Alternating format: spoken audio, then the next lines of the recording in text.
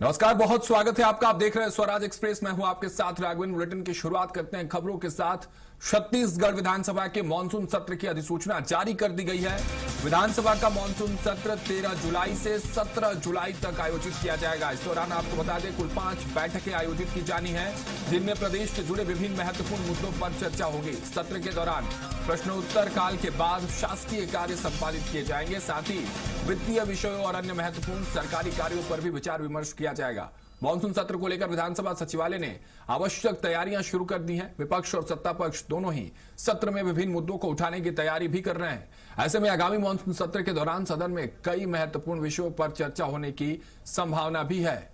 तो 13 से 17 जुलाई तक सदन की कार्यवाही चलने वाली है। मानसून सत्र को लेकर तैयारियां शुरू कर दी गई हैं। छत्तीसगढ़ विधानसभा के मानसून सत्र की अधिसूचना जारी होने के बाद ये तैयारियां शुरू हैं। आपको बता दें, सत्र पर सत्ता और विपक्ष दोनों की नजर रहने वाली है। तमाम सवाल जो है वो विपक्ष की तरफ से उठाए जाएंगे। कैसे सवाल होंगे, किस तरह की रणनीतियां होंगी, इसको लेकर विपक्ष भी अब तैयारियां करना जो है वो शुरू कर देगी। छत्तीसगढ़ विधानसभा मानसून सत्र की अधिसूचना जारी होने के बाद आपको बता दें 13 से 17 जुलाई तक ये कार्यवाही चलने वाली है। और अधिक जानकारी के साथ हमारे सहयोगी राहुल अग्निहोत्री रायपुर से सीधे हमारे साथ जुड़ रहे हैं।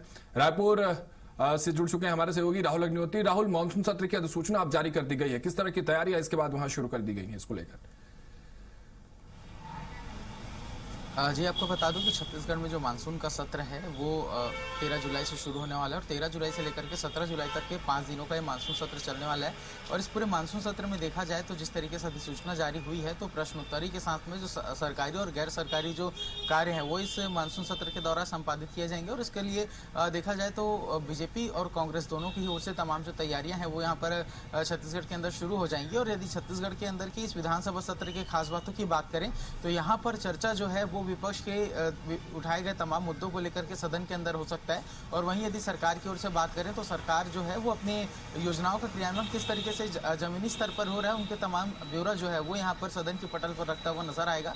और इसके लिए मुख्य तौर पर देखा जाए तो जिस तरीके से छत्तीसगढ़ के अंदर बस्तर संभाग को लेकर के सरकार के द्वारा विभिन्न तरीके के पहल किए गए हैं, तो इसकी तमाम जो जानकारी है वो यहाँ पर जो छत्तीसगढ़ सरकार है वो विधानसभा के माध्यम से सबको देते हुए नजर आएगी। और यही विपक्ष के द्वारा देखा जाए तो जिस तरीके से छत्तीसगढ़ के अंदर खाद बीज की कमी हो रही है, पेट्रोल डीजल को लेकर के तमाम तरीके के जो सवाल है वो विपक्ष के द्वारा खड़े किए जा रहे हैं, इन तमाम विषयों को लेकर के विपक्ष जो है वो सदन पर आ सकती है। और इसके साथ ही सबसे महत्वपूर्ण ये पूरा विधानसभा सत्र रहेगा जहां पर देखा जाएगा कि जो विपक्ष है वो आदिवासियों का मुद्दा जम करके सदन पर उठा सकती है। क्योंकि देखा जाए तो पेड़ों की कटाई को लेकर के लगातार जो कांग्रेस पार्टी है वो अभी से ही प्रदर्शन करना शुरू कर दी है।